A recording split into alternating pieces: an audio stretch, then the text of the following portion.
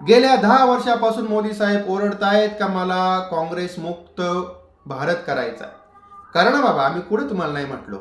पण हे काँग्रेस मुक्त भाजप करता करता करता करता जवळजवळ भारतीय जनता पार्टीमध्ये 75% हे काँग्रेसचे खासदार आमदार आहेत.